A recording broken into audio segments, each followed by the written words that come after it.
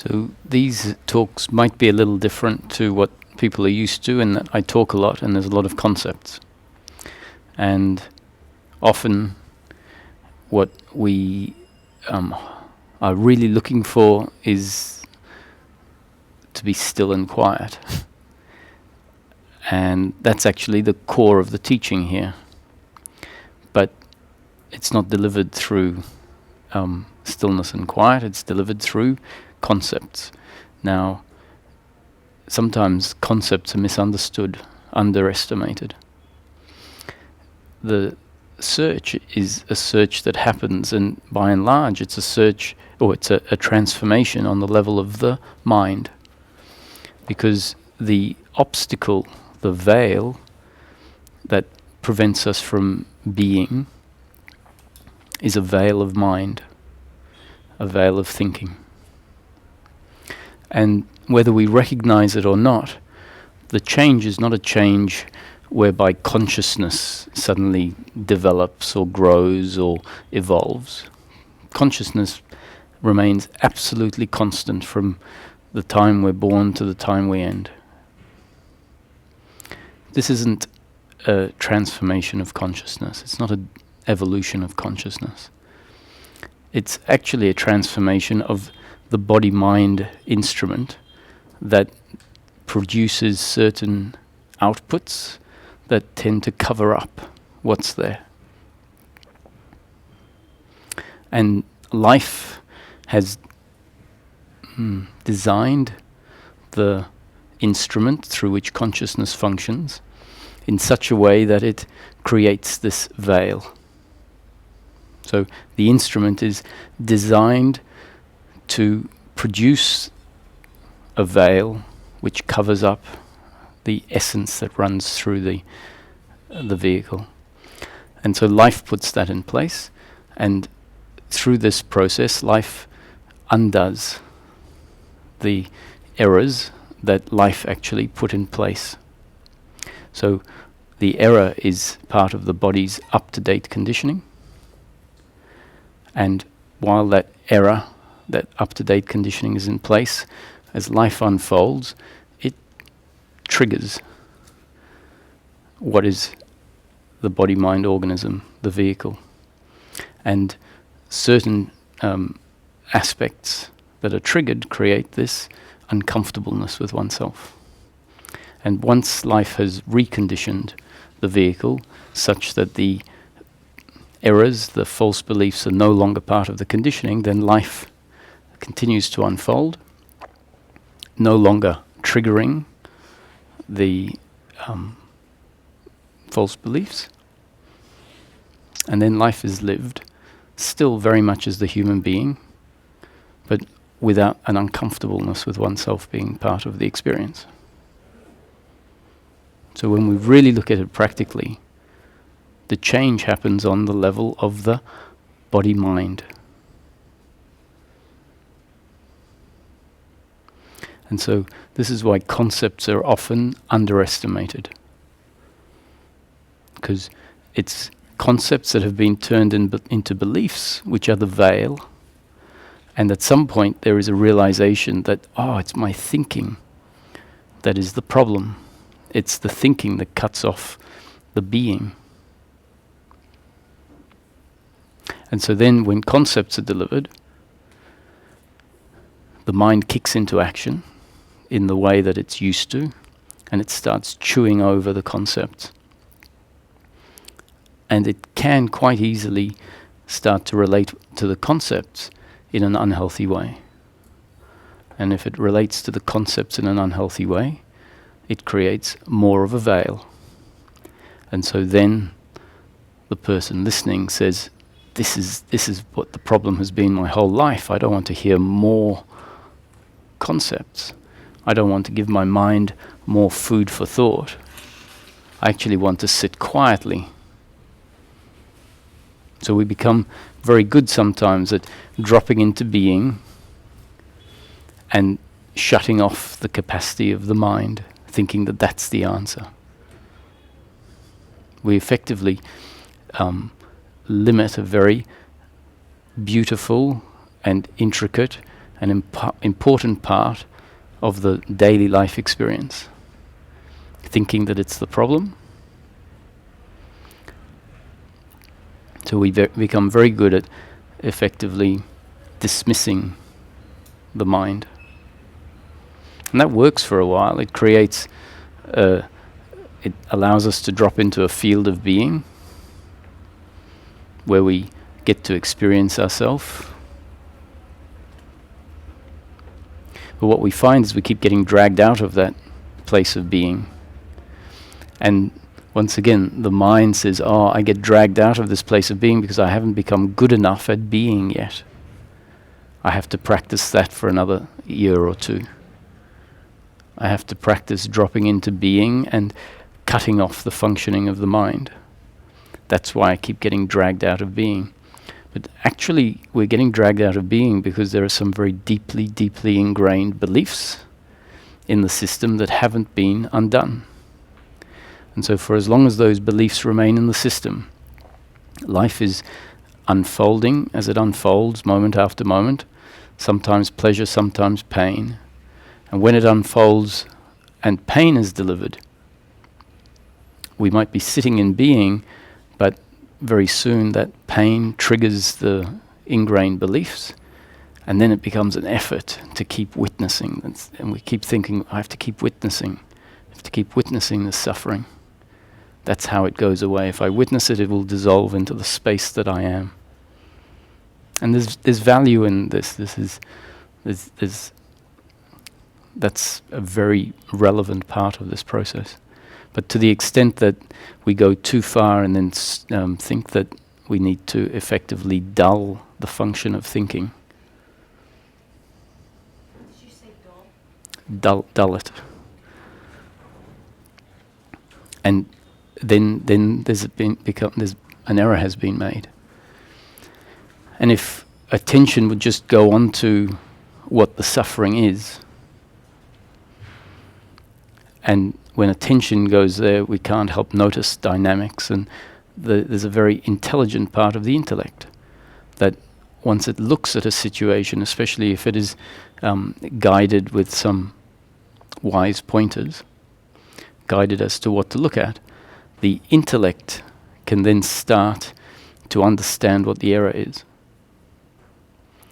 And when the intellect, the wise part of the intellect, understands the erroneous part of the intellect, that's when a reconditioning happens.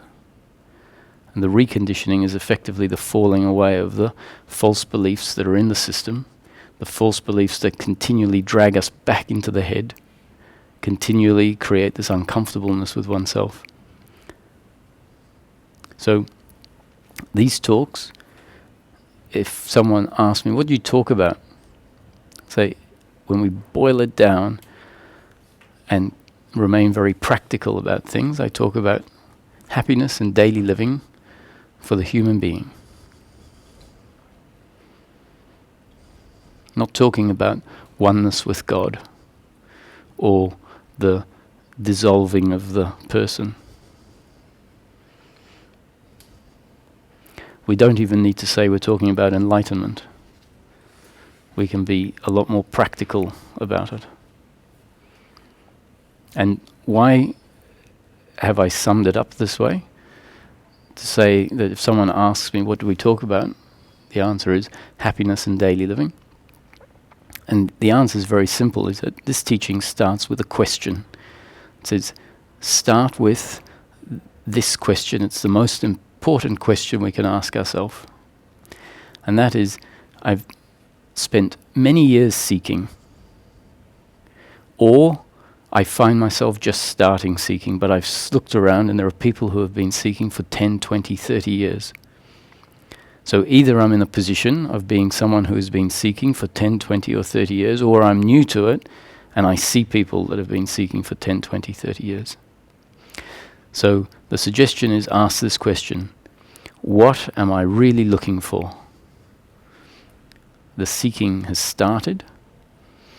It seems to have become intense, and life is more or less just about seeking. So it makes sense to ask this question: what am I looking for, really, in practical terms? Not because I listen to a concept about what I'm looking for, but when I look at my own experience, what's driving the seeking, and what am I looking for? The suggestion is that everyone is looking for happiness for themselves in this life.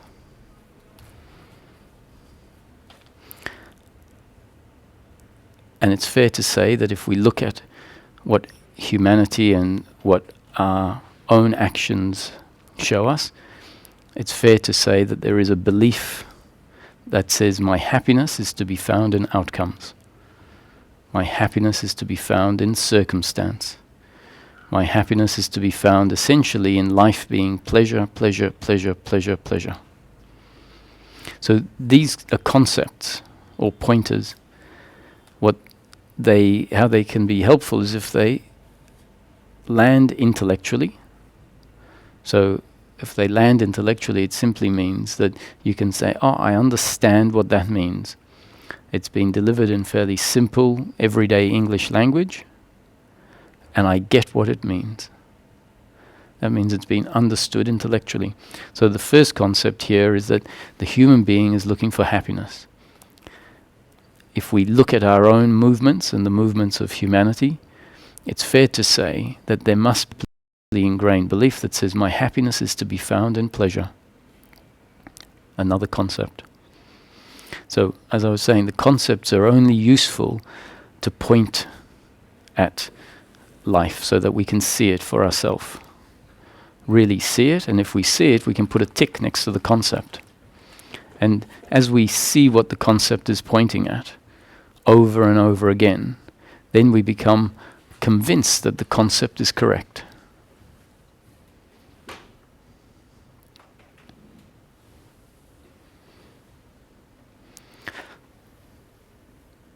The concepts need to be investigated. It's no point them remaining another belief system where we just say, oh yes, there's a deeply ingrained belief in me that says my happiness is to be found in pleasure, pleasure, pleasure, pleasure. If we see our movement during the day and we see the thinking that is obsessing over something turning out a certain way, or we see for ourselves when something doesn't turn out a certain way, what the reaction is inside, then we have our own evidence. We've seen it for ourselves and we go, yes, I now know something I didn't know 10 minutes ago. Or I knew it 10 minutes ago, now I know it a little better.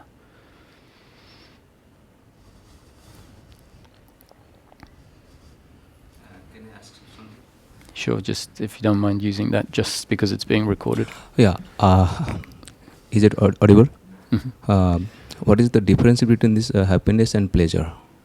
Great, yeah. So, if just, I'll answer the question, but I'll just expand something in between, if you don't mind. But it's a fantastic question. It's actually the beginning of this teaching, because we've asked the question, what am I looking for? The suggestion is that we're looking for happiness. When we look at our actions, we see that our definition of happiness up to now is happiness is to be found in outcomes, in pleasure. Then we look at the fact that actually I've been seeking happiness in pleasure for a long time. I get pleasure from time to time, and what it delivers is pleasure, meaning short-term pleasurable feelings. What it doesn't deliver, from my very own experience, is long-lasting happiness.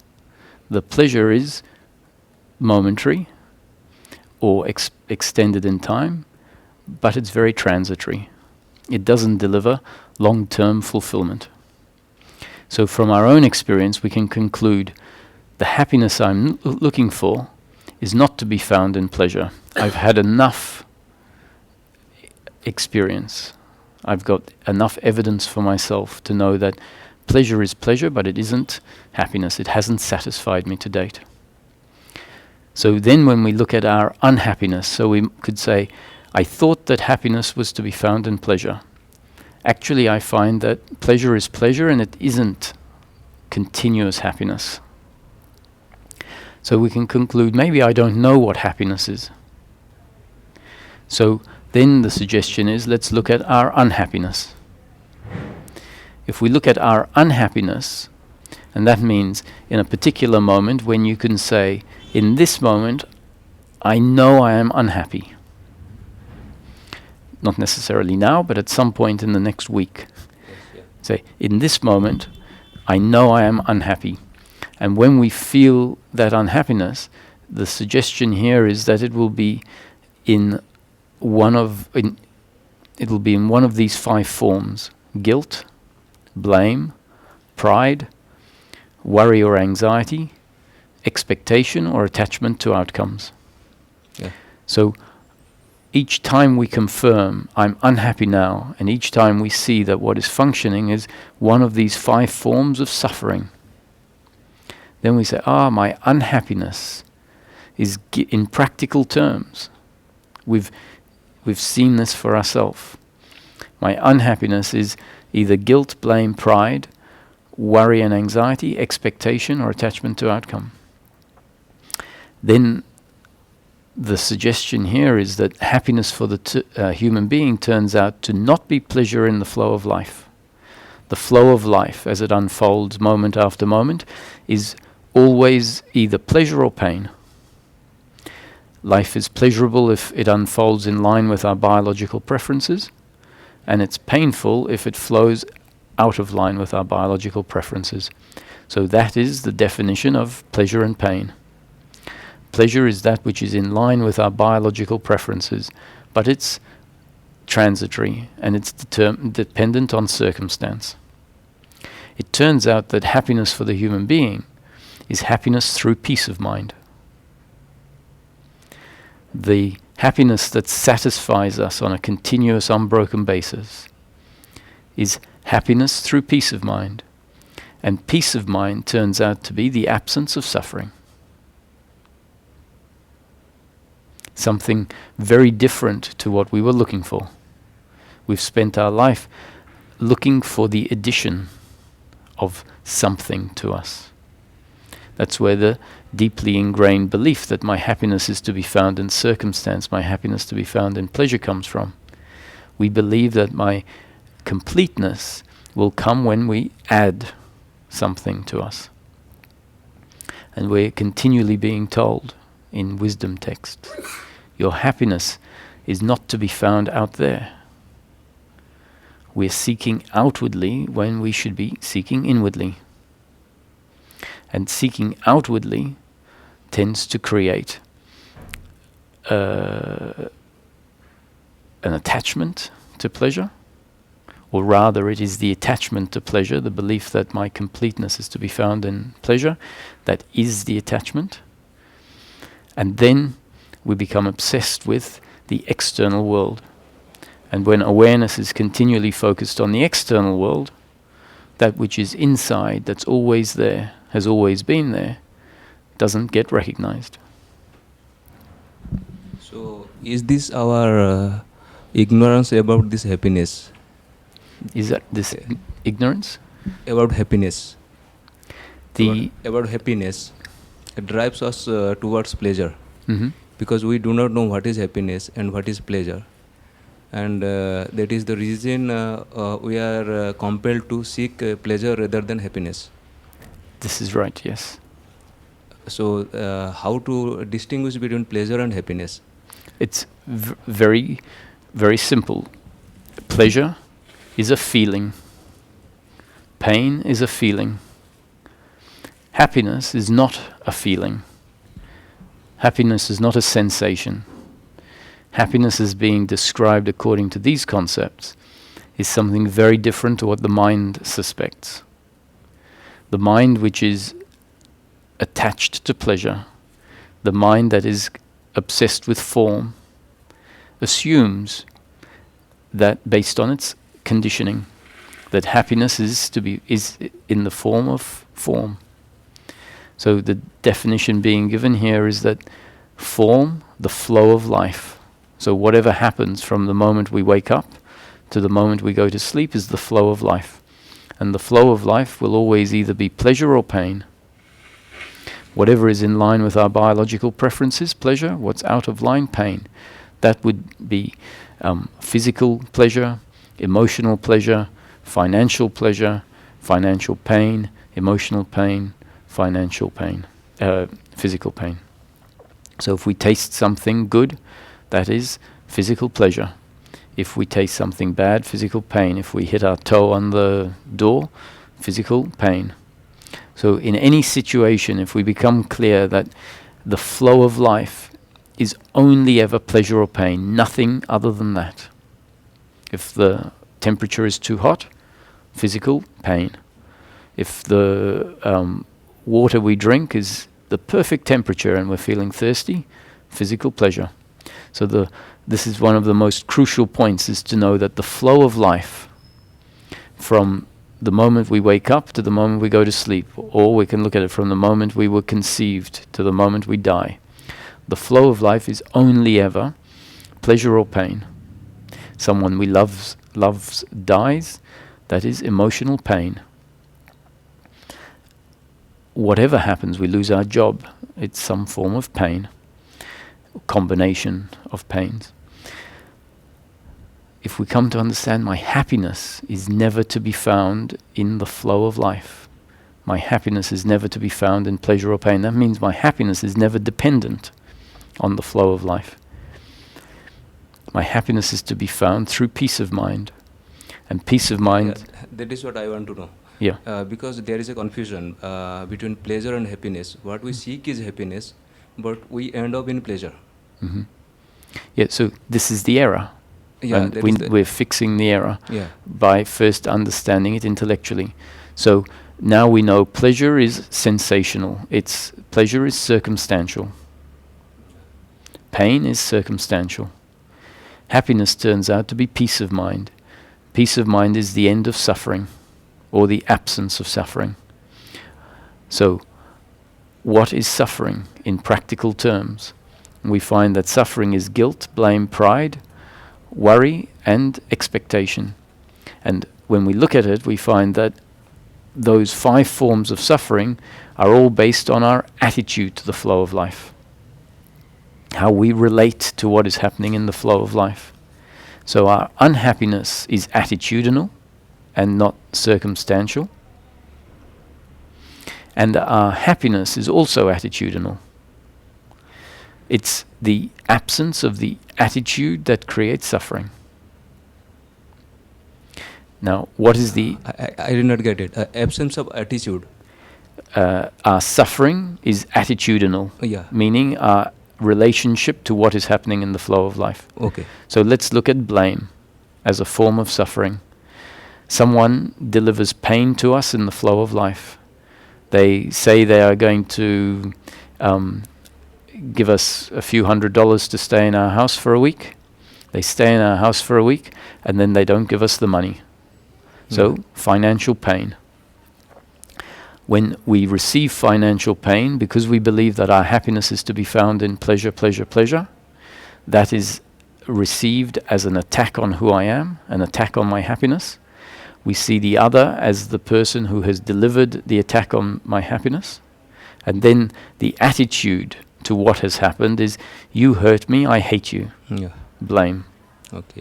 That blame is an uncomfortableness with oneself based on our attitude to what has happened in the flow of life. So our happiness turns out to be the absence of that attitude. Okay. Peace. Yeah. Got it. The flow of life gets to remain exactly as it is, which is not in our control. Yeah. Sometimes pleasure and sometimes pain.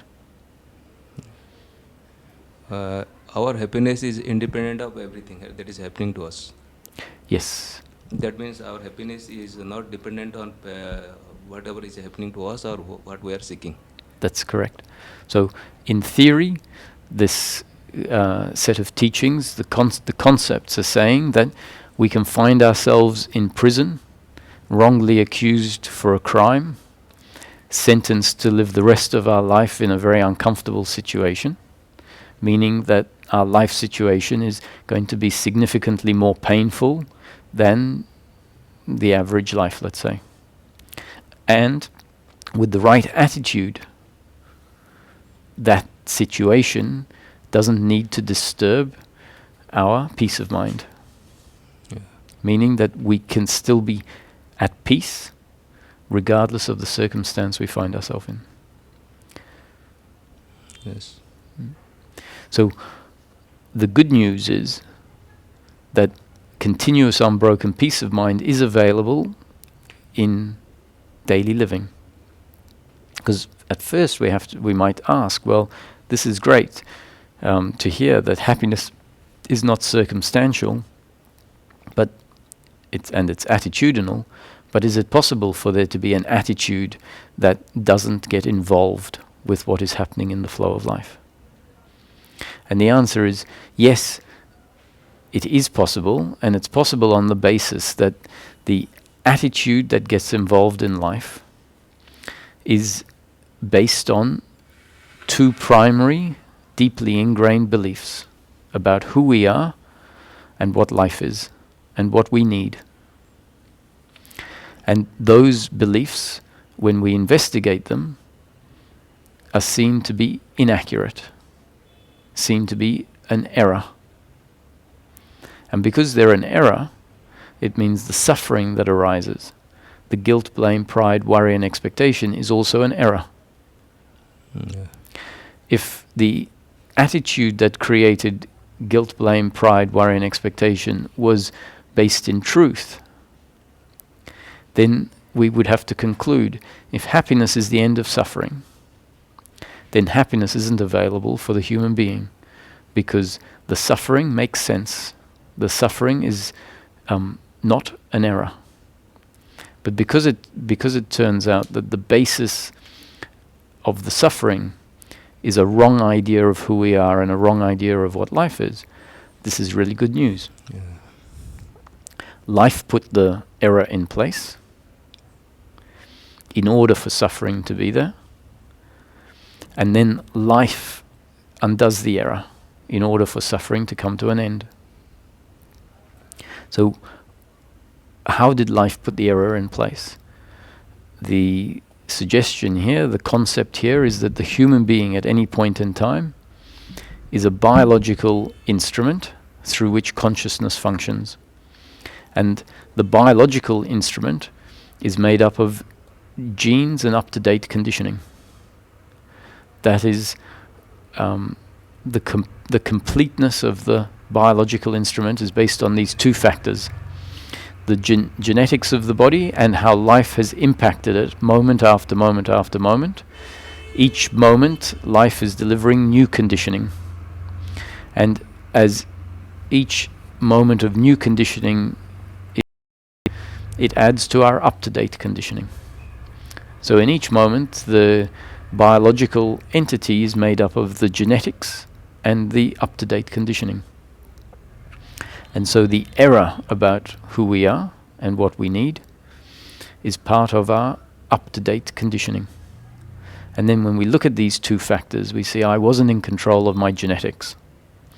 And I wasn't in control of the family I was born into, the country I was born into, the political situation of that country, the religious situation of that country, which school I went to, which friends I made, what events happened to me throughout my life.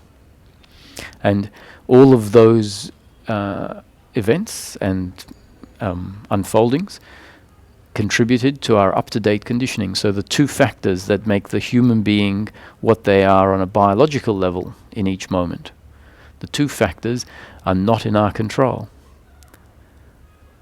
And the false beliefs about who we are part of that up-to-date conditioning that we didn't create. So the error is there. We have to experience the error. When life impacts the error, it creates suffering. Suffering is an uncomfortableness with oneself. We experience it, but we didn't create it. And in the same way that life put it in place through the up-to-date conditioning, life takes it away by delivering new conditioning. And so these talks, Ramesh used to say, make no mistake, these talks are simply life delivering new conditioning that can radically change our up-to-date conditioning. Can we pass the micro?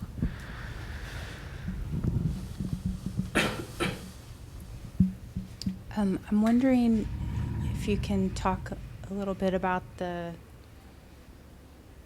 desire and attachment to love again. Mhm.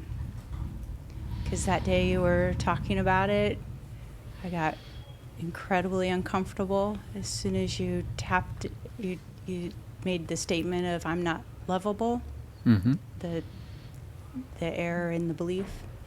Mm-hmm. And so it'd be nice to, can you just go over that a little bit more? Yes. To give it a context, I'll add in a layer here which says, so we've been talking about suffering. We've been talking about suffering based on a false set of beliefs that life has put in place that is part of the body's genes and up-to-date conditioning. The belief is being labeled here, the belief in personal doership. That's the label for this very complex set of beliefs about who we are and what life is and what we need. The belief in personal doership. And underneath that core heading, the belief in personal doership, are two offshoots. One is the belief in personal doership, and the other is attachment to outcome, or attachment to pleasure. The first, belief in personal doership, is the deeply ingrained belief that comes from the way the experience is created to feel. The deeply ingrained belief that says, I am the doer of everything that I think, that I feel, and that I do physically, and therefore the other is the doer of everything that they think, feel, and do. And the second offshoot is attachment to pleasure, which basically says my happiness, my completeness is dependent on pleasure. So with that core belief in place, that we've broken down into personal doership, I am the doer, which really means I am a separate, independent entity in complete control of everything I think, feel, and do. So complete volition, meaning that there's no recognition that what happens through me in each moment is dependent on two factors and two factors only. No recognition that what happens through me is based on my genes and up-to-date conditioning. Instead, there is a belief that says, I am a completely independent entity, which really means I am an entity, a sovereign entity, unaffected and unattached, separate from anything else. And so in each moment I choose exactly what I want to do. When we look at it closely, it doesn't require, we don't need to have an astrophysics degree or neuroscience degree to understand the basic principle that the human being in each moment is, on a physical level, on a biological level, is a biological instrument, and the two factors are its genes and up-to-date conditioning. If we can find a third factor, this concept will fall flat on its face. But whenever we look, we will only find two factors, genes and up-to-date conditioning. Now, we don't need to understand genetic coding and all of that. We just have to understand that the physical structure is made up of the genetics, and that includes the brain and all of the preferences, and then there's the up-to-date conditioning. That is sort of the software, the hardware and the software. And if we start to see that everything that I think is based on the hardware and then how it has been programmed by life. And so what I thought was my choice as a separate sovereign being was actually a response or a reaction to circumstance, as it was, and then it was a biological response that was the only response that could have happened in that moment. And if we start to see this, then the mental story about, oh, I should have done it differently, I could have done it differently, well, it just doesn't have a ground to stand on.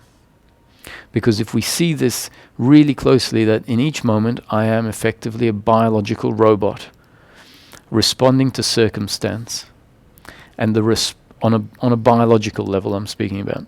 There's a core to the human which is not at all robotic and mechanical. We know this. What I am is real. But part of the problem is that there has been a identification, or let's call it an identification with that which is mechanical and robotic. Saying, oh, I am that. I am the mechanical.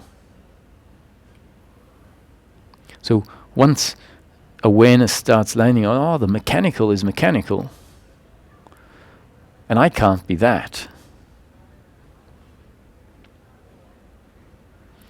So if we see in each moment that the human being acts exactly the way they're designed to act, and if they acted differently, if there was a hypothetical duplicate of the situation and they were being played side by side, if in one scenario that was exactly the same, so we've duplicated the person and the scenario, they'd have to act exactly the same in the circumstance, because it's completely biological based on the physics as it stands in that moment.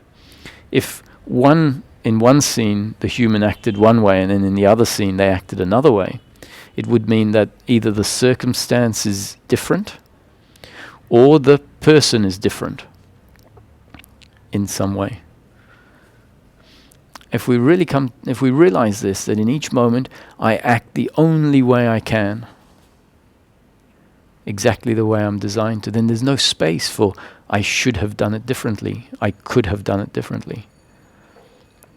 The reason that there is resistance to what happens and resistance towards my actions is guilt. It's judgment of my actions as not being good enough. And that judgment is attitudinal to what happened in circumstance. And it's based on this idea that there is an entity there that should have done better. It's the controller, and it made a bad choice. It acted incorrectly. And when we look deeply, we find there is no entity there that chooses. There is just choice. Choice happens. Not my choice as an independent sovereign entity, but choice meaning circumstance presents a list of options, let's say looking at a menu card, and based on the genes and up-to-date conditioning, one option at some point is picked. I'll have the orange juice. So clearly we don't say choice doesn't happen. Choice is the mechanism by which life unfolds. So choice happens, and we could say I choose, but when I look at this I that chooses, we find, the choice is really the biological choice of the body that has been designed by life to be one way, the way it is, based on its genes and up-to-date conditioning. And if we see this for ourselves, which really means no more guilt, very soon we have to see it for the other. The other is exactly like me, a biological instrument designed by life to be exactly the way they are now, and they are destined to do exactly what they do in a particular circumstance. And because life is interhuman relationship, we can look at humans as, in an example, an analogy, like two chemicals.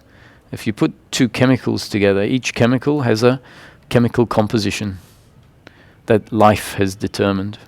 The chemical didn't decide what it was going to be and what characteristics it would have. And when the two chemicals come together, there is a reaction. Sometimes it's a harmonious reaction, sometimes it's an inert reaction, depending on which chemicals come together and what their compositions are and how they react to each other. And the reaction is not something that the two chemicals sit down and decide between them. It's an automatic thing. And when you put the same two chemicals together time and time again, the reaction is the same.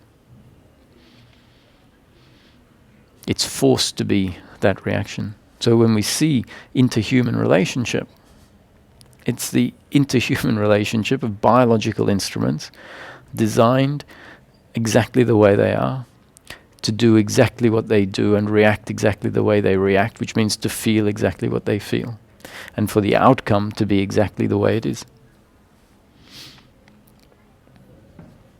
So that talks to the I am the doer error. And the error is very deeply ingrained. But if this concept, this set of concepts lands intellectually, when we're out in life, awareness is going to pick up on the uncomfortableness that will arise inevitably, the uncomfortableness with oneself. The intellect will go, oh, that's blame in the moment towards that person who has delivered pain to me. When we look at the blame, we see, yes, it's the story in the blame is you as a separate, independent entity in complete control of everything you do, chose of your own volition to do what you did. It's delivered pain to me. Pain is an attack on who I am. So I have to hate you. Awareness lands on that, and the thought might arise. I'm not the doer, the other isn't the doer. That thought has the power to cut off the blame.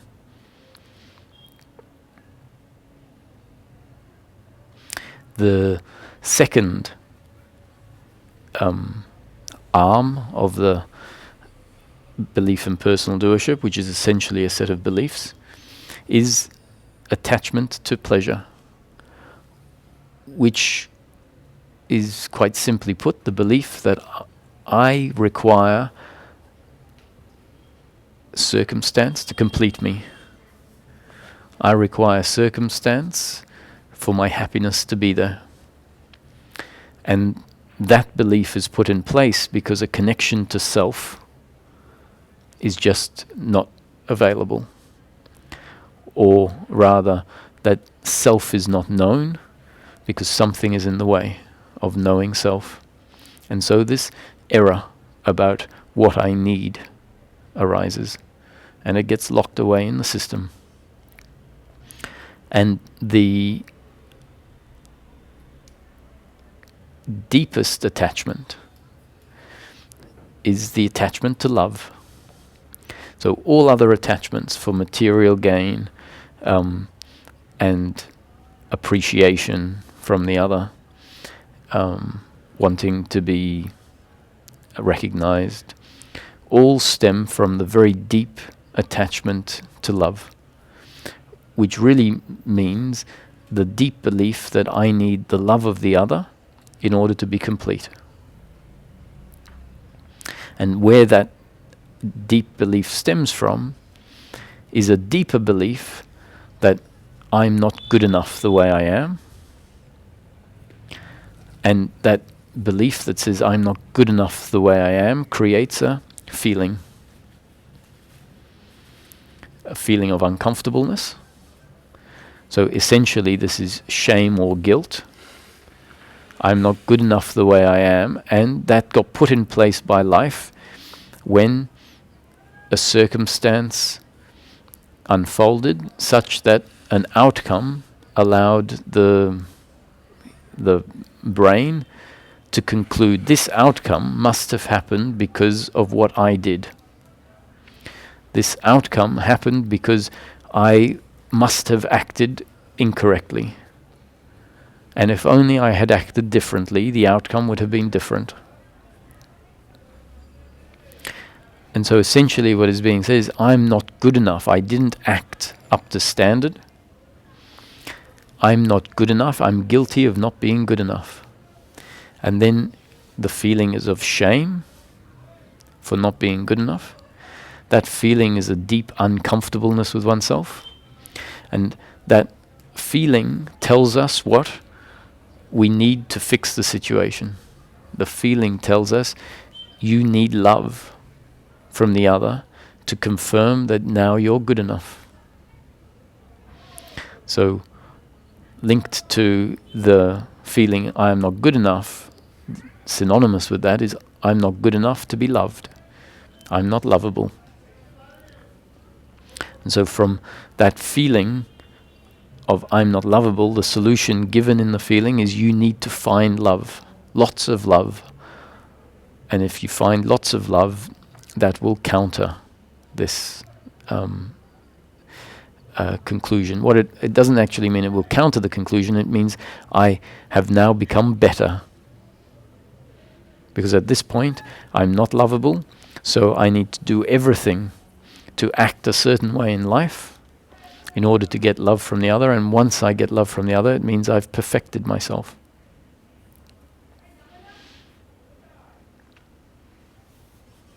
And what I've suggested is that when I came across the notion original sin in Christianity, I couldn't relate to the notion of original sin in Christianity. It just didn't appeal to me. But I knew there was something about this original sin concept. And as some experiences, profound experiences happened for me at some point, it clicked that original sin. And I found out when I was interested in this that the word sin means error, stemming from the Latin word for error. So original sin means original error. And it links back to what I was suggesting, that humans have this error that has been put in place by life. And the very origin of the belief in personal doership and attachment to outcomes stems from the original error. So the original error is put in place, and then life, as it unfolds, adds and strengthens that original error. And so this is a story, this is what I'm going to say next. But it's how life has presented it to me. It's not necessarily, nothing I say is truth. Nothing anyone says is absolute truth. They're all concepts. So as life presented it to me, it suggested that this manifestation of life, which we can look at as consciousness that was originally in its unmanifest form, so consciousness at rest, unmanifest, pure creative potentiality, we can say, at some point explodes into manifestation. It actualizes. So potential energy explodes into manifestation and becomes actualized.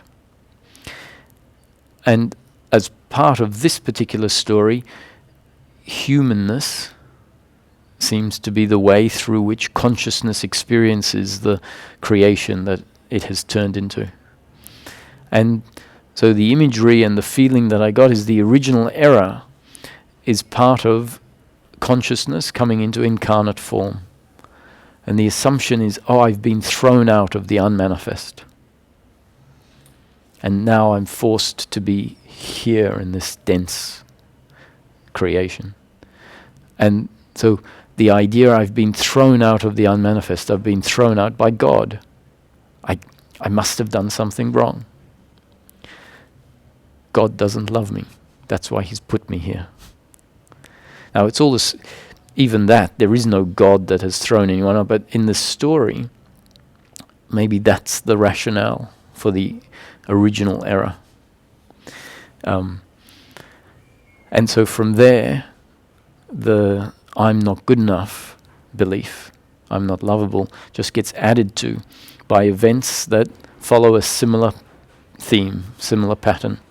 So if in someone's history their parents adopted them out, for example, that would be a classic follow-on sort of to the original sin, that I've been thrown out.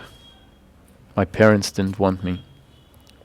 Which we can see how a child would make that assessment if they've been adopted out, and we tend to make it personal. I was adopted out because I'm not good enough. Whereas actually, it has nothing to do with the child.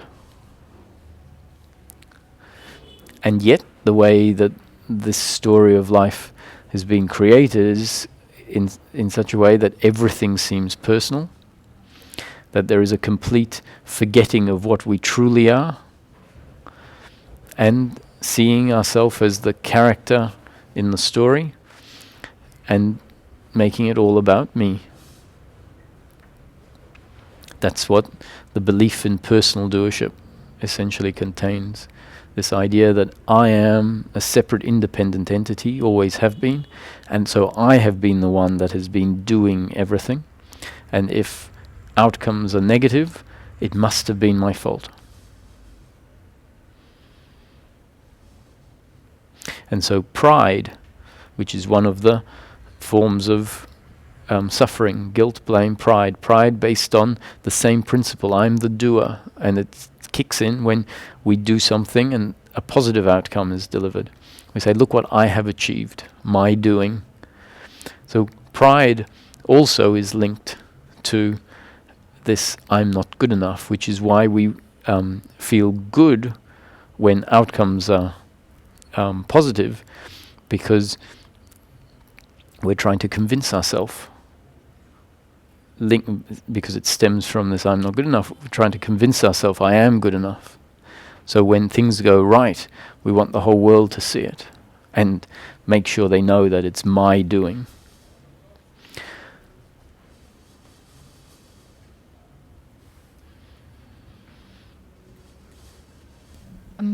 From today, what you said, it feels as if attachment to pleasure is the root of all the other guilt, blame, Sure. pride. It is, because if we're not attached to pleasure, we wouldn't blame the other, because it wouldn't be such a big deal that they deliver pain to us. But why we focus on guilt, blame and pride as well as attachment to outcome is because sometimes we're unable to penetrate too far into the subconscious. And so the higher up the ladder we go, the easier it is to see the root of certain manifestations. And so in Buddha's teachings, as I came across them, which was very simple version, what really stuck in my mind when I was doing this, when this process was unfolding, is that I read very simple 2 lines. Enlightenment is the end of suffering, and the cause of suffering is desire. So that was Buddhism summed up for me. Enlightenment is the end of suffering. The cause of suffering is desire. And in that context, desire means the attachment to outcomes, attachment to pleasure. And attachment to pleasure really means the deeply ingrained belief that my completeness is dependent on circumstance. Which means an image of what we are, a self-image, rather than knowing oneself. Because the knowing of oneself is the direct understanding. So when I say knowing and understanding in this context, I don't mean it as an intellectual understanding. I mean it as a direct knowing, a being of what we are. When we know ourselves directly, there is the first-hand self-contentedness of our being. The first-hand recognition, oh, I am complete. Right now, always have been complete. And we know this because we can find ourselves in a situation that is painful. We can find ourselves caught in suffering as a result of the painful situation. And at some point, a thought might arise that cuts off the suffering. We drop into being. We realize that the circumstance remains more or less the same as it was seconds before. We drop into being, and it's like, here I am. Here I am, and I'm complete. And what has happened in circumstance, actually from that place, is irrelevant. It's only when there is a disconnection from ourself that the circumstance seems absolutely crucial to what we are. That this is absolutely unacceptable. It has to change. And at a certain point in the process, when these thoughts arise and say, my happiness is not to be found in the flow of life, which really is just a trigger that triggers all the wisdom that life has put into us as part of our up-to-date conditioning. My happiness isn't to be found in the flow of life. Cuts off the suffering, we drop into being. Of course, I forgot. Just for a little while, I forgot.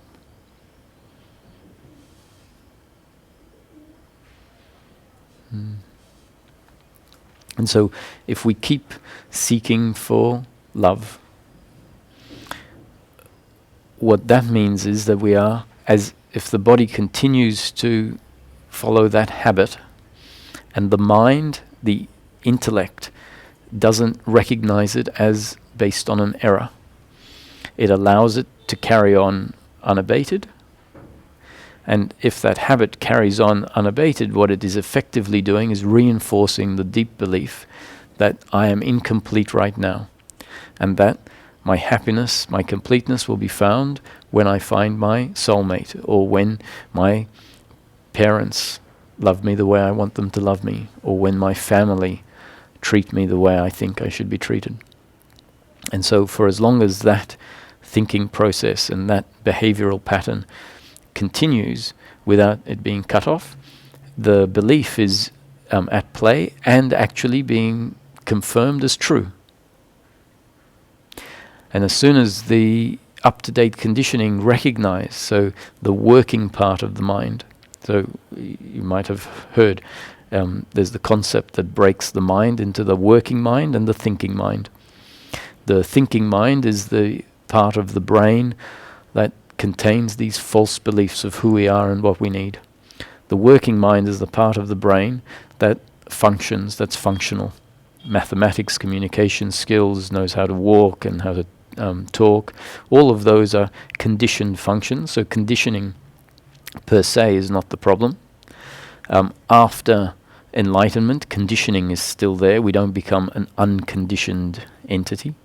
The body is always a conditioned vehicle.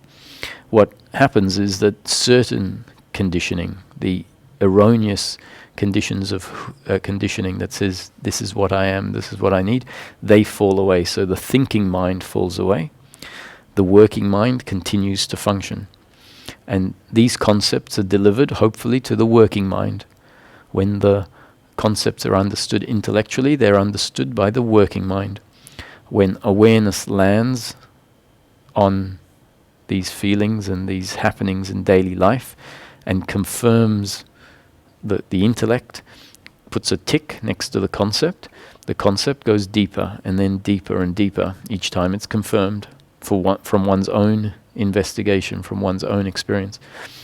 And as the concepts go deeper and deeper and deeper, it's the working mind that cuts off the functioning of the thinking mind.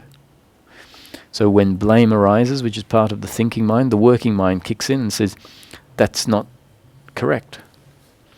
And as the understanding goes deeper and deeper, it cuts off the thinking mind quicker and quicker. Until when the concepts have dropped into the heart, the thinking mind has been completely eradicated. So at the point when there's conflicting concepts in the body, or beliefs actually, so in the thinking mind the concepts have been turned into beliefs. The concept that I need pleasure, I need love, been turned into a belief. A belief is where a concept, I need love, is turned into a truth. Not really a truth, but related to as if it's absolutely true. The working mind concepts will start cutting off the belief, which really means saying it's not true, it's not true, it's not true. Until they are seen to be completely untrue. And so we've all heard the analogy of a big flywheel that has a big weight in it. It's got a momentum going. And for a while, the beliefs that I need love will continue to be there and continue to kick up. The working mind will cut them off. And the working mind cutting them off is effectively removing the continuous form of energy into the flywheel that keeps it spinning and spinning. And so now it's just spinning on momentum. And each time that the working mind cuts off the thinking mind, it means that momentum is slowly working its way out. And so that's how the process works. We don't have to do anything. Life conditions us. So in this situation, life is reconditioning the body. All we do is continue to live life exactly as we're destined to live it. So you wake up in the morning and hunger is there, arises. So we follow the impulse to go and get some breakfast. Between your hotel and the breakfast place, you might find yourself coming across a particular circumstance that's painful. Suffering arises, and automatically, without you needing to do anything, the concepts that have now become part of the working mind kick up into action, and you don't even need to miss a step. You can keep on walking, and the concepts will do their job. And each time the concept does its job, kicking in and cutting off the blame, for example, that might arise, awareness recognizes that, and the up-to-date conditioning becomes stronger. And what is becoming stronger is the wisdom up-to-date conditioning that is in the thinking mind, in the working mind. So this is not a practice. You don't need to practice anything. You don't need to sit quietly for 2 hours a day. Sit quietly for 2 hours a day if you feel like it, because you enjoy it, or because it delivers some benefit that you've seen, but without sitting because you are attached to the outcome. If we sit because we believe that we are in control and we can bring about an outcome, then that's the doer doing meditation, or the doer doing disciplined practice. So the reason I say do in each moment what you feel like is based on a recognition that in each moment the human being is one way, the way life has designed them based on their genes and up-to-date conditioning, and that means we will in each moment do exactly what we're designed to do. So to the extent that the understanding goes deep enough that says, I'm not the doer, but life is happening, I don't need to set a whole lot of shoulds and shouldn'ts. What I need to do is nothing, because life has programmed me to do exactly what I'm destined to do. Any idea of I should do this and I shouldn't do that, especially in relation to outcomes, including spiritual outcomes, if it happens, it's there because life has put in place certain beliefs. But if awareness lands on it and says, look, there it is, there's the belief in personal doership, trying to control the show, and tell me how I'm going to get what I think I need. And we'll recognize what we think that we need when we are working hard at doing a disciplined practice is some form of pleasure in the flow of life, or even if we think it's happiness through peace of mind, there's something functioning that is getting in the way of peace of mind right now. Peace of mind right now would be, I already am complete. There's nothing to do and nowhere to go. And so when we feel like doing meditation without an attachment to outcomes, then sure, let's do meditation, and some profound insight may well present itself in meditation. This is not to say that meditation is not worth doing. But if we do meditation from the point of view of the doer, then we're probably doing meditation because we want peace of mind, without recognizing that when the doer is doing anything, that in itself is the obstacle to peace of mind.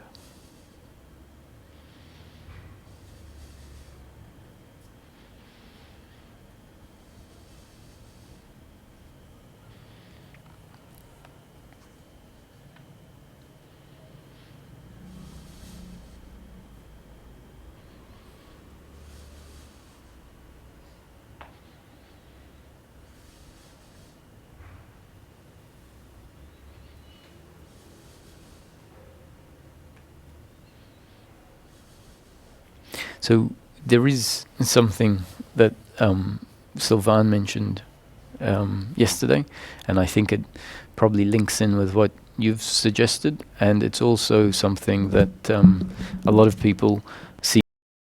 It comes up in Satsang. I tend to get a lot of feedback, and people say, "Oh, can you talk a little bit more about that?" In fact, I got one of those questions yesterday, and that is talking about the uncomfortableness that is sort of just there as a blanket. It's not particularly intense because we've got so used to it being there. And it's just a niggling feeling that is what actually makes us feel like something's just not quite right. We can say circumstance is pretty much okay. And yet, when we go to our own experience, we find that there's this feeling that we know is an uncomfortableness, not particularly intense, more like a dullness. And where does that come from? And the suggestion is that based on past events that have been traumatic, delivered negative outcomes or painful outcomes, those events were assessed by the human being based on the ingrained belief of personal doership. That means that the attitude towards the past events was this attitude of personal doership, which meant there was a lot of suffering along with the painful situation. Suffering meaning an uncomfortableness with oneself and it all being about me and the other. You hurt me, so I hate you. Or you hurt me because I wasn't good enough, so I hate myself. And that intense suffering that exists in an event on top of the pain in the moment gets locked away and remembered. It gets locked away because it's so uncomfortable that the body finds a strategy to suppress that feeling. It's too uncomfortable to stay with. So the body figures out a way of covering it up. And because it's in the system, it might not be conscious, it might not be running around in the system such that we remember it or are continually focused on something that happened in the past, but it's there in the subconscious. And simply the act of waking up and being exposed to life can be a trigger to that, because we know that that happened in life, that happened as a result of someone else doing things that we're not in control of. And so just being exposed to life, knowing that yes, in life, everyone is doing what they do, and I can't control what everyone is having. So we could live in a state of fear. So we see the other as an enemy or a competitor or a rival, and that becomes our attitude to life. When we go through life, we're continually seeing the other as a competitor or an enemy, a rival. And so simply the presence of people around us could be triggering this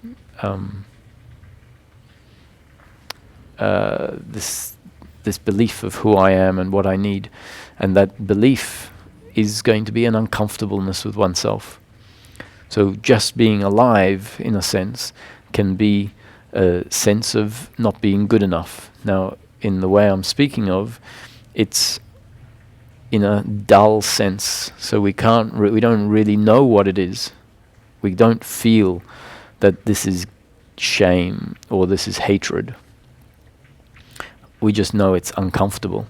And so what can be useful is to wait for a day when that general uncomfortableness peaks a little bit. A day when you wake up and that uncomfortableness that you're very familiar with in life is no longer as dull as it usually is, and you really feel a little bit more uncomfortable than usual. You might find yourself particularly irritable or particularly insecure.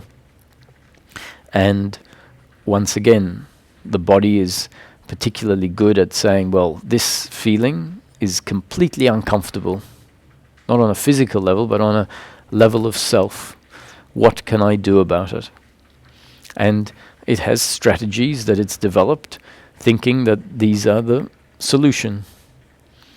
What can I do to get this feeling to go away? And that's what we've always done, and doing that hasn't ever fixed the problem. What it's effectively done is keep it locked away in the system.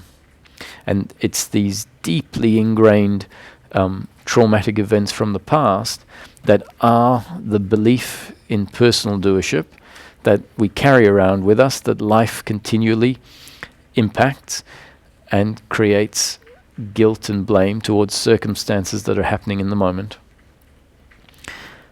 So at some point, if we want happiness for the human being, which is the end of suffering, the belief in personal doership needs to be seen. It gets seen first on the more obvious levels, where when the waiter brings us our food that we've ordered and it's the wrong meal. And when we ordered it, we made a lot of effort in saying, I want this particular bread and this particular cheese, and then the meal gets delivered and it's wrong. And blame arises. And awareness lands on that blame. Now, we can see the belief in personal doership there. At some point, awareness needs to go deeper and deeper to the more ingrained roots of personal doership. And as awareness goes deeper and deeper, we find that these energies start to move. We find that the defense systems and the structures that keep these energies suppressed start to change, and the energies start moving through the body. And if our conscious view of the world has changed, if we are now really seeing that whatever happens in life is a happening and not my doing, meaning that whatever the other does is part of the story of life, happening exactly as it's created to happen, completely predetermined from my perspective and from the perspective of the other. We are not the doers. If we start seeing life that way, it means we stop blaming situations that happen in circumstance. And then when these energies start coming up, and the energies contain complete blame and complete guilt, we allow them to come through the body. We express them as they weren't expressed at the time. We only express them when the intellect understands that not expressing it and locking it away is not the answer. It needs that information. Otherwise, the brain would say, well, why would I feel this? This is totally uncomfortable. I want to do the complete opposite to feeling it. So only when we understand why it's worth feeling it do we have the motivation to feel it.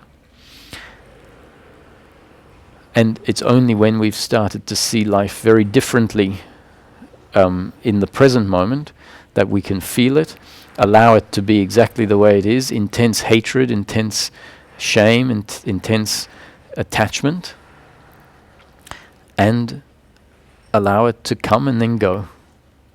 And if it comes out while our conscious attitude to life is very different, it means it gets released. If our attitude to life is still one of being the doer and seeing the other as an enemy and a competitor and believing that I need pleasure in the flow of life in order to be complete, if that's still our conscious attitude to life and we feel these feelings, what's likely to happen is we're going to feel it and we're going, of course I hate that person, look what they did to me. And it might get expressed, but it won't get transmuted. It won't get released.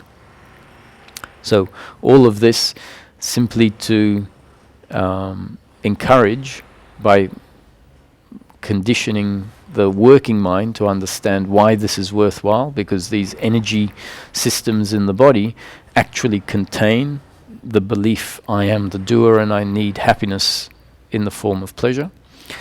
To encourage the working mind to feel these feelings when they come up, rather than to take the position of simply witnessing. Because when the position of witnessing is there, usually it's a position of witnessing that doesn't want to feel anymore. We realize that our humanness is the problem up to date, and then we think that escaping into witnessing is the enlightened position. And at some point we'll realize, I'm just afraid of feeling my humanness. I'm just hiding out in a place that I've convinced myself is enlightenment, impersonal witnessing, and I'm afraid to think, because when I think I become dragged back into my humanness again, and so I've dulled my thinking capacity. I'm not able to understand simple language anymore, because effectively I'm dulling the capacity of the brain to function, simply to hang out in a space of witnessing. And at some point we realize this, and we say, I'm not willing to do that anymore. I have to come back and feel my humanness, feel the part of my humanness that is based on this error, allow it to move out. And once it moves out, then we find that being human is no problem at all. In fact, coming back into the body and living as the human being is a great gift. And maybe that uncomfortable period won't be as traumatic as we expect it to be, especially if we allow these to move with the understanding that whatever was put in place as part of the story of life, not my doing, allowing the intense feelings of hatred or guilt to be there without judging them.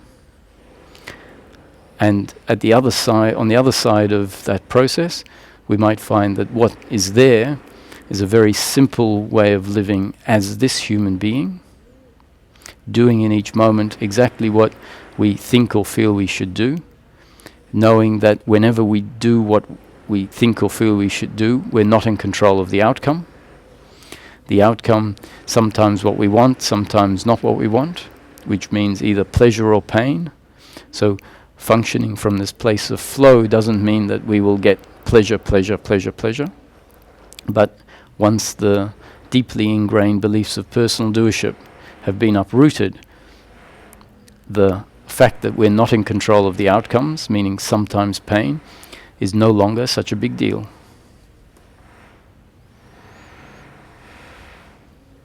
Not a big deal because we then know ourselves, we're connected to what we really are. We know that our happiness is not to be found in pleasure. Being connected to what we really are means that we know our connection to Source.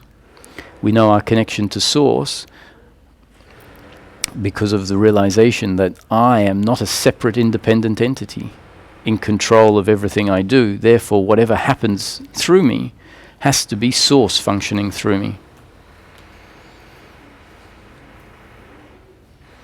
Can you say that last part again? That we rest in our being, and by resting in our being, we know our connection to Source. We know our connection to Source because the belief that I am the doer, I am a separate independent entity, not connected to anything, has fallen away. We understand that I can't do anything, that everything is a happening, and therefore whatever happens through me has to be the happening of Source functioning through me. So in fact, our peace of mind is a combination. We can say that peace of mind is the end of suffering, but the end of suffering comes from a recognition of our connection to Source. So with the recognition of our connection to Source, there is the recognition that I don't need pleasure in order to be complete, and that I'm not the doer and the other isn't the doer. Everything in life is a happening according to God's will.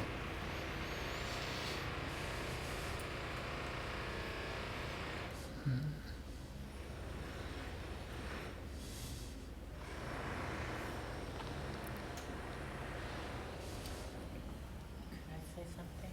Mm.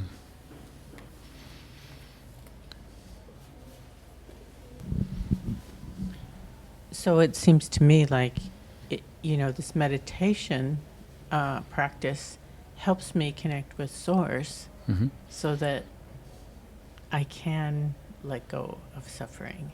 Mhm. So all that you say is so exquisite to take in and understand. But then I just wanted to just comment on that and see what you had to say about that. Mm. As well, what I do know is that the doer that is doing things in order to achieve something is the root of the suffering that is the obstacle to what we're really looking for. So if in any activity the doer is functioning, ultimately that needs to stop in order for what we're really looking for to be there. So what we're really looking for is happiness through peace of mind.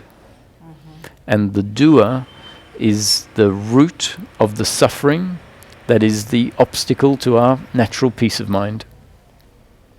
So if we are meditating from a place of doership, meaning meditating where we think we are the meditator, where we have to become the perfect meditator, where we believe once we become the perfect meditator, then I will be enlightened, or then I will be happy, then that thinking, which is the doer, is suffering, and at some point that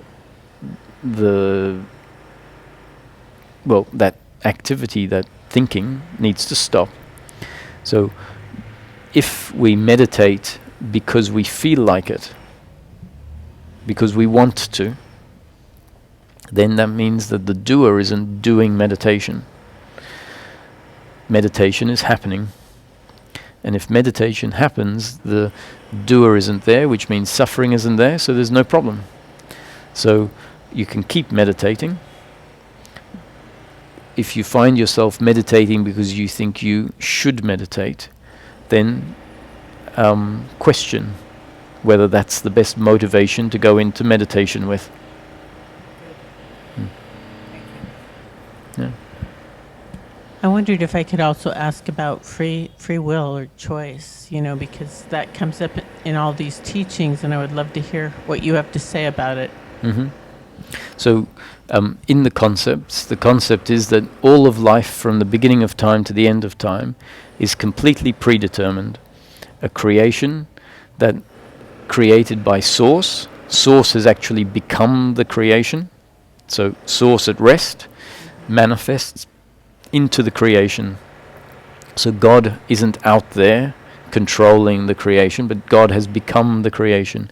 God has become everything, including all the human beings. So in Advaita, we hear all there is Brahman. So God has become, Brahman has become the manifestation, has become the victim and the perpetrator. So God is not a cruel God that is inflicting suffering onto others. God has become the whole thing and has become both the victim and the perpetrator for the experience of it. And when the experience is over, the manifestation subsides back into the unmanifest, and we start with absolute nothing, the unmanifest. We end with absolute nothing, so essentially nothing ever happened. The tragedy, which in life, there's no doubt that life is tragic, the experience is tragic, so this is not to diminish tragedy, but what it is pointing at is that our relation to tragedy can change radically. Our internal landscape, as a result of tragedy when it happens, can be radically different to what we're used to. So in the concept, all of life is completely predetermined. And yet, the teaching also says in each moment we are completely free to do whatever we think or feel we should do. Complete free will in the moment to do whatever you think or feel you should do. And on the surface, I mean, I know in my experience when I was listening to Ramesh, and I got to Ramesh before I had heard anything he said, with the deep, deep conviction that life was a creation in consciousness. Life was a dream unfolding exactly according to a script or to a divine plan. And so when Ramesh started talking about life being completely predetermined and that everyone is acting according to God's will, or if we prefer, according to their genes and up-to-date conditioning that life put in place. So effectively the same thing as God's will. When I heard that, I thought, no problem. In fact, I loved it. Confirmation of what the process had already deeply ingrained in me. And actually, it deeply ingrains it by uprooting the opposite view of life. You don't necessarily end up with, or hopefully you don't end up with a belief that everything is predetermined, but the belief that I am in control and the other is in control is falls away completely. And so when I heard Ramesh say everything's predetermined, no problem. Then he said you have complete free will in the moment to do whatever you think or feel you should do. And I couldn't understand it. And I said, but no, we can't. If it's all predetermined, how can we have free will to do what we think or feel we should do? And he kept insisting, we do look at your experience. Look at your experience. And in the end, I realized, of course, that life is an illusion. And so we can see it as an illusion, and we can see that cause and effect is illusory, that time and space is illusory. That can become a deep, from an insight, we can see that that's the case, just like we see life as a dream, and the dream at night, a night dream, if we use that analogy, creates a whole world environment, a world scene, let's say a beach scene, and it's a creation in consciousness that's based on time and space. The main character might include a memory that they grew up in a certain place and they were 5 years old, where actually the dream has spontaneously arisen just a moment before. And the character has never lived in time or space. But the dream is an illusion of time and space. And the creation is a creation that unfolds according to rules of cause and effect. When we look at the story of life, there has to be a cause for an effect. That's how this story has been designed to unfold. So the insight that shows us that time and space is an illusion, that cause and effect is an illusion, we come to see life as a spontaneous creation happening right now.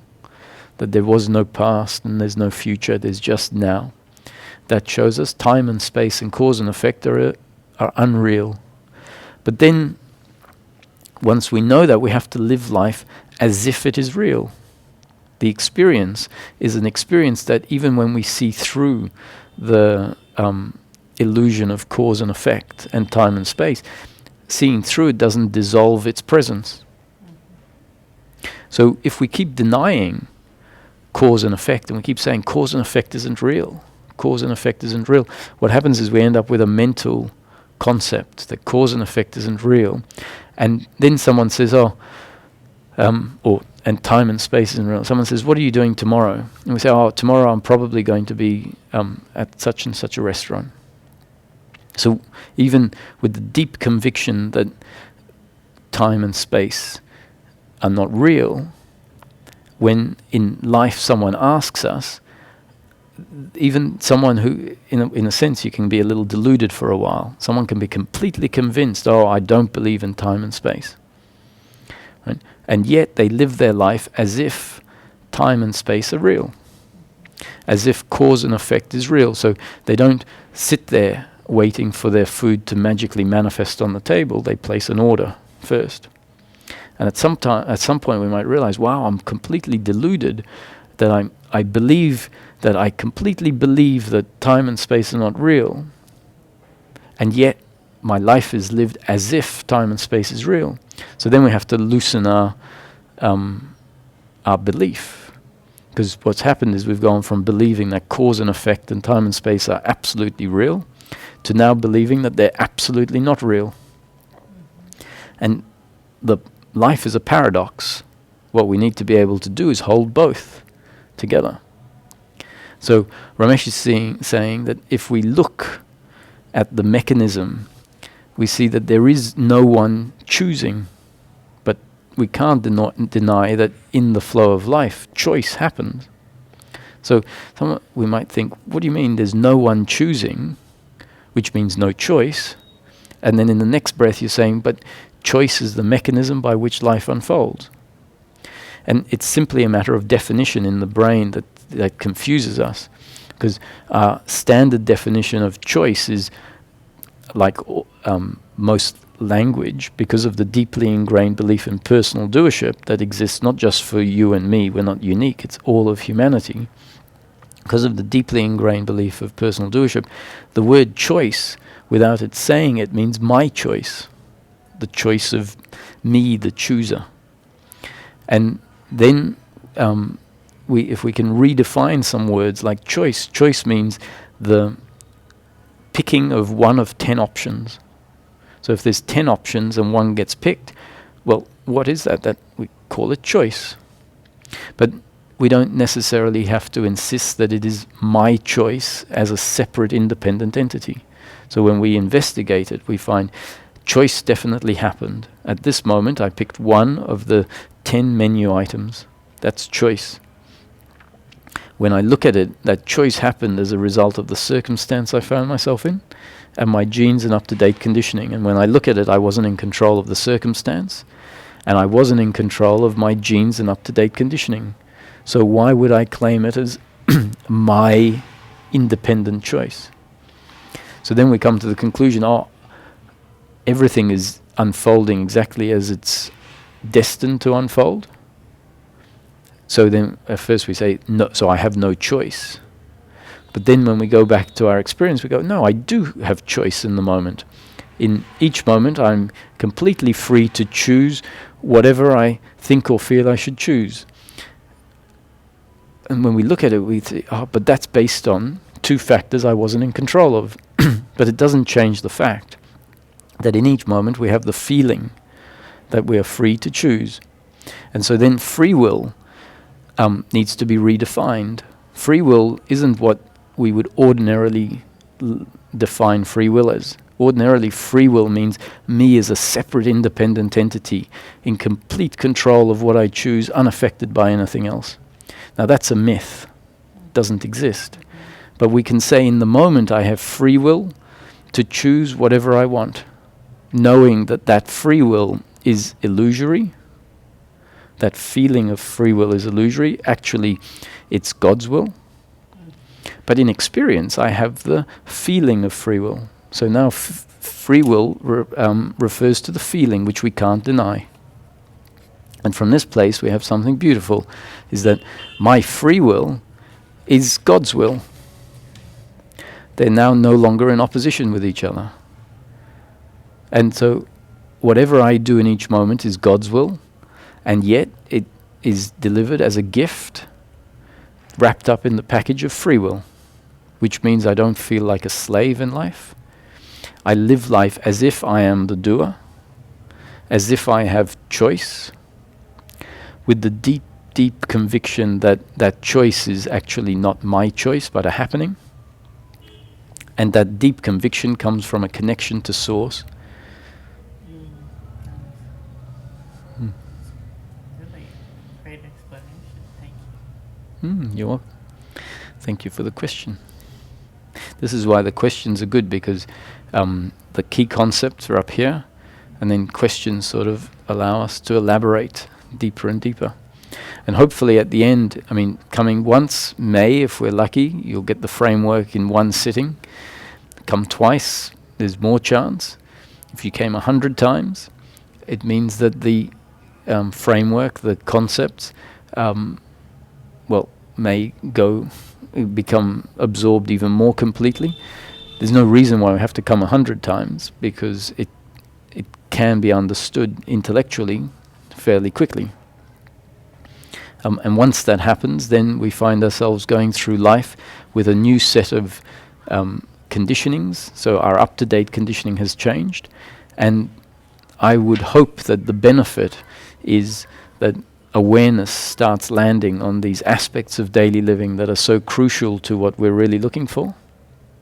Because what's being spoken about here is only spoken about because it's relative to happiness for the human in daily living. There's nothing that I ever speak of, as far as I know, that is not relevant to this question, the question that we asked at the very beginning, in practical terms, putting aside any concepts of enlightenment, putting aside any concepts of oneness with God. In practical terms, from my own experience, what am I looking for? I find out that what I'm really looking for is happiness. I thought happiness was to be found in pleasure. Based on my own experience and a recognition of this, I can conclude happiness isn't to be found in pleasure. It turns out that when I investigate my unhappiness, I find my unhappiness is an uncomfortableness with oneself and uncomfortableness with the other, arising in the form of guilt, blame, pride, worry, and expectation, attachment to outcomes. That's my unhappiness. And we can conclude, actually, my happiness is simply the absence of unhappiness. It's not the attaining of anything more. It's just the ending of something. This is why we hear enlightenment won't give you anything. It won't give you $1 million. It won't give you a better personality. It won't make you a perfect human being. These teachings are not about becoming the perfect human being. We want to be the perfect human being when we believe that our happiness is to be found in pleasure. And when we think, when I'm a perfect human being, then I'll act perfectly, which means everyone will love me, which is the pleasure that I crave. And if everyone else is perfect, so one day when the whole world is enlightened and we're all perfect human beings based on the idea of what enlightenment is, then everyone will love me back. Everyone will deliver pleasure, and then that's nirvana. And that idea is based on our attachment to pleasure. And hopefully life shows us at some point. That's why I want the world to be enlightened. That's why I want this cosmic consciousness wave to unfold quickly, because when that happens, I have a belief that when that happens, then life is going to be pleasure. And why my happiness is a very fragile thing if my happiness is dependent on the other acting a certain way. My happiness is a very fragile thing if I'm waiting for life to look a certain way. So what turns out is my happiness is dependent on my attitude to life. That means that life can remain exactly the way it is. It means that the body can continue to function as part of life exactly the way it functions, with its good qualities and its bad qualities. Pleasure sometimes, pain at others. And it's my attitude to what is happening that determines my peace. And that means that when the body functions in such a way that pain is delivered to the other or pain is delivered to myself, there's an equanimity with it that says it's destiny for there to be pain in the moment. That's part of the flow of life. It's inevitable. And the involvement in that is not there. And more importantly, when the other delivers pain to us, there's a recognition. It must be my destiny for there to be pain in the moment, right now. And the other is the delivery method for my destined pain. It's not personal. They are not a separate independent entity delivering pain to me because of their own free will and volition. They are part of the story of life, doing exactly what is destined to do, just like I am part of the story of life. And from time to time, I will deliver pain to the others, not what I intend, but obviously part of overall destiny. Can we pass the microphone?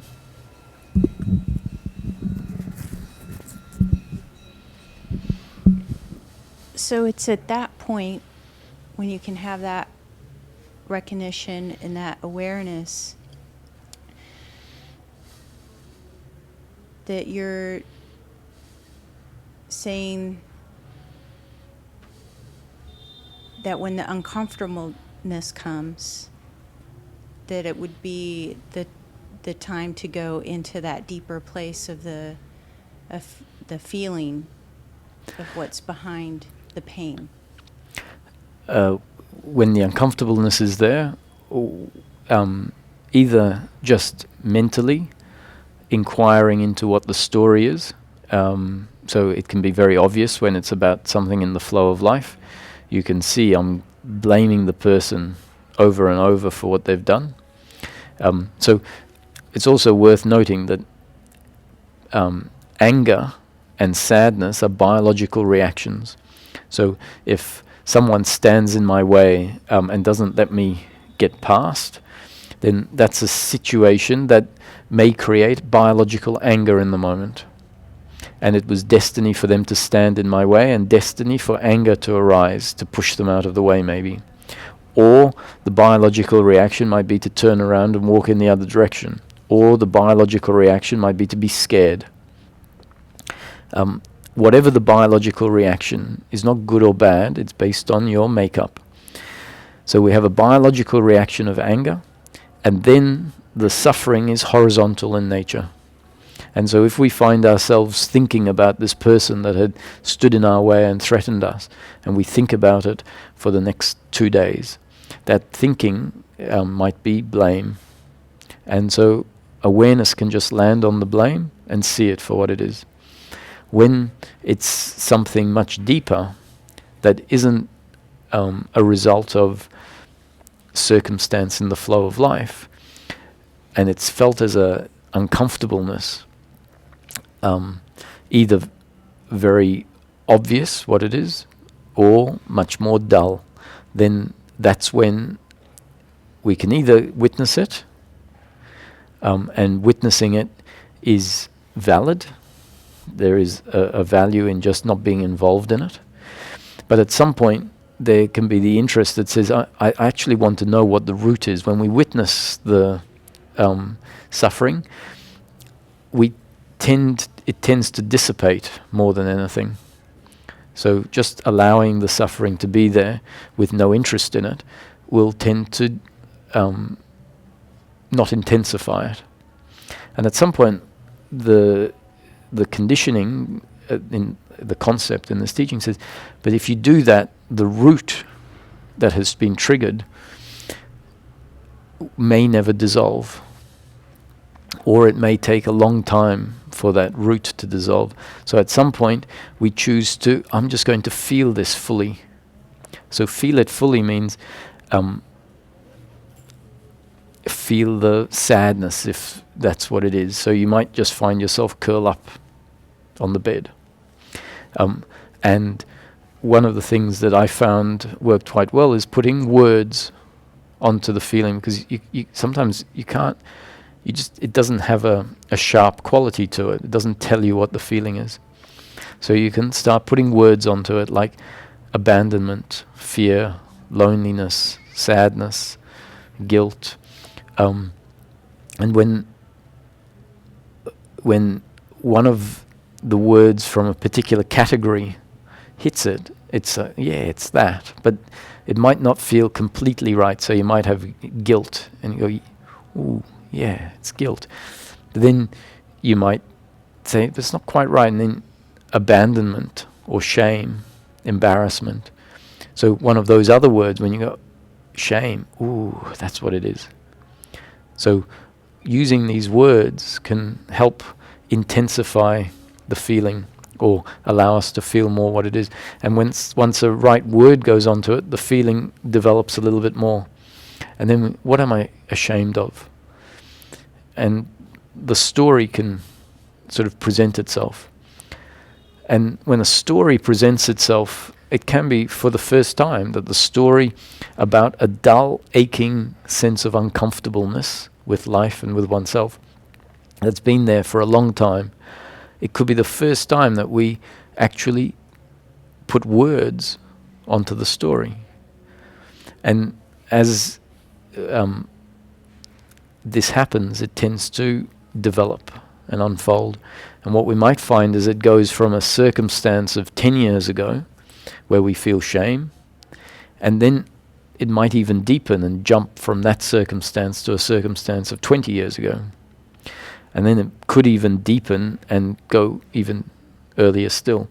It might not do it all in one go, but once you've touched it and you know that the theme is shame, so you've seen shame in an event that happened 10 years ago, when it comes back a week later and we feel that thing, then we already know it's shame. We know, and the earlier events tend to be of the same blueprint. Different event, but the same pattern.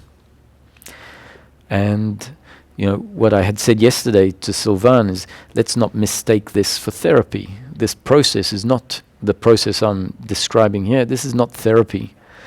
This is going into deep feelings that are in the body that are stored energy from past events, and we're specifically looking at the energy to find the belief in personal doership and attachment to outcome.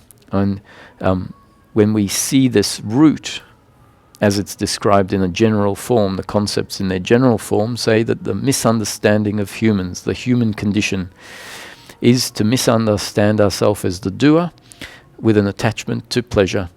And so once awareness lands on that root in these deeply ingrained feelings, what it's undoing is this the false idea of who I am, which reveals our true nature. It reveals the consciousness that is functioning through the human being, or it allows the consciousness to be felt. So this is non-duality. It's just non-duality from a practical daily living perspective, and it's focusing on the obstacle to self. So I'll wrap up with a quick commentary on the process of abiding in I am, because this is not suggesting you just address this from one end. If we can address it from two ends, both the inquiry into doership. The inquiry really is about observing daily life in line with these concepts of doership and attachment to pleasure, as well as that just witnessing and abiding in being support that process, because the abiding in being allows us to connect to the essence of what we are, that demonstrates that what I am at my core is always complete, has always been complete, has never been affected by the flow of life. And the more and more we touch into that part of ourself, the more grounded in our being we are, and the more that we know that the activity of the thinking mind is based on a false idea of who we are. And so being able to rest in being gives us experiential knowing of ourself that allows the false beliefs to be cut off as untrue much more easily. And so this is how I related to Nisargadatta's suggestion of abiding in I am. Now, Nisargadatta said his guru, Siddharameshwar Maharaj, suggested to him that he abide in I am. Nisargadatta was a bhakti, a devotional aspirant who trusted in his guru. That's the path of bhakti. So when the guru said, do this, Nisargadatta said, I trusted him and I did it. And after 3 years, there was self-realization. And as I heard Nisargadatta's words, I don't know if this is what was actually there, but this is what started happening to me, is that the suggestion was the thought, I am, can arise spontaneously in the course of daily living.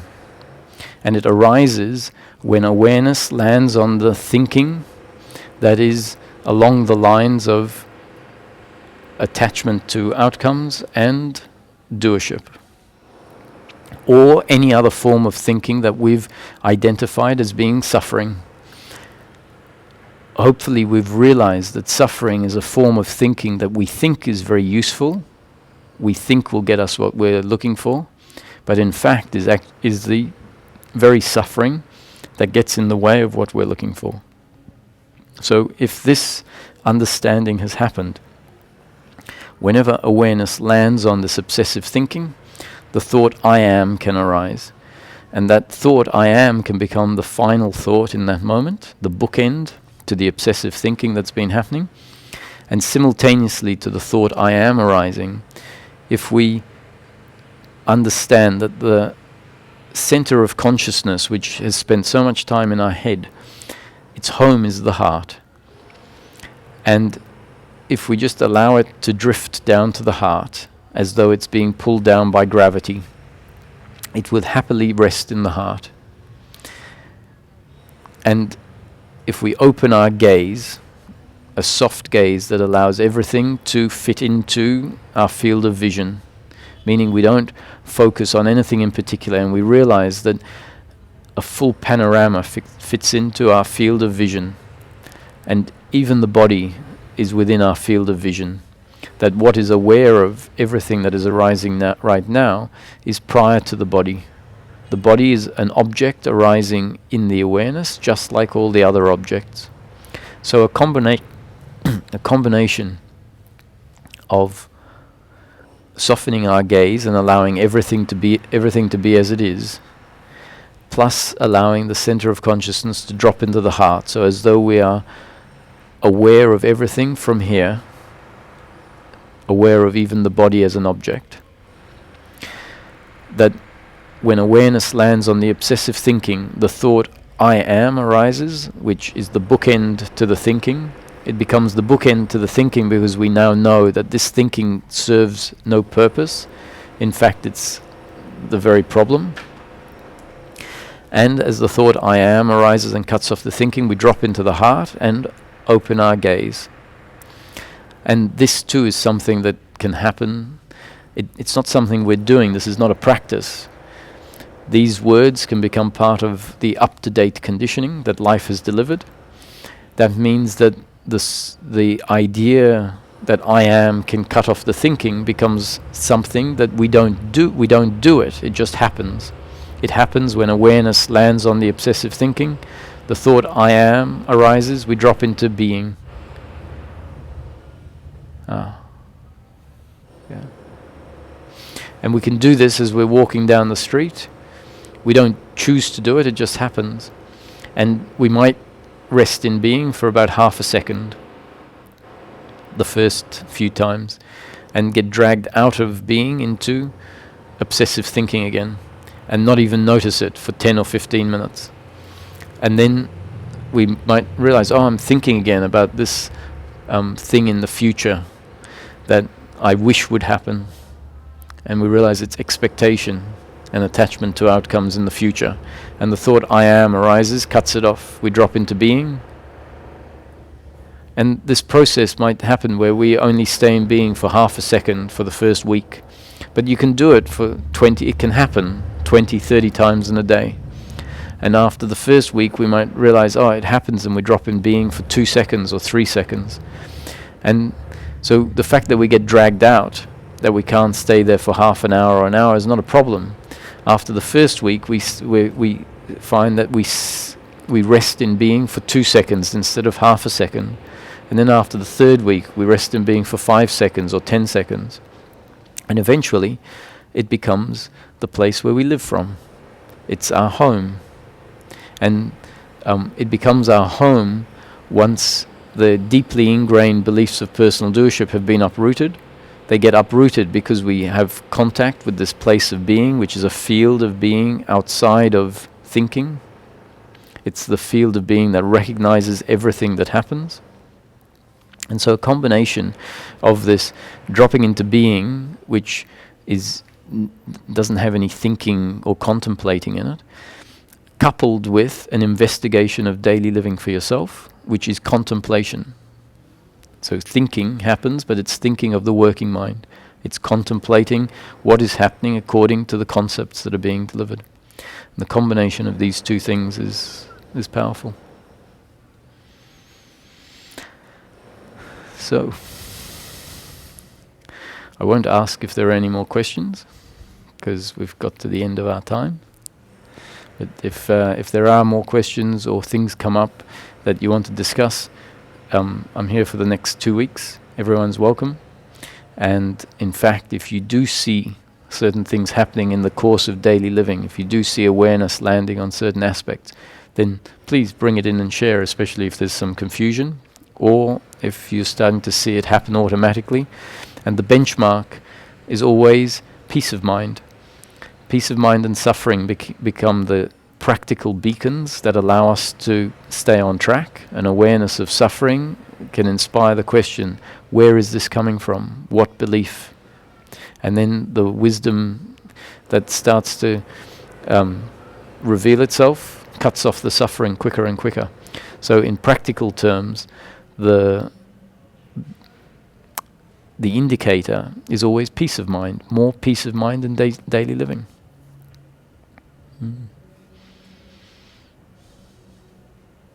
Thank you.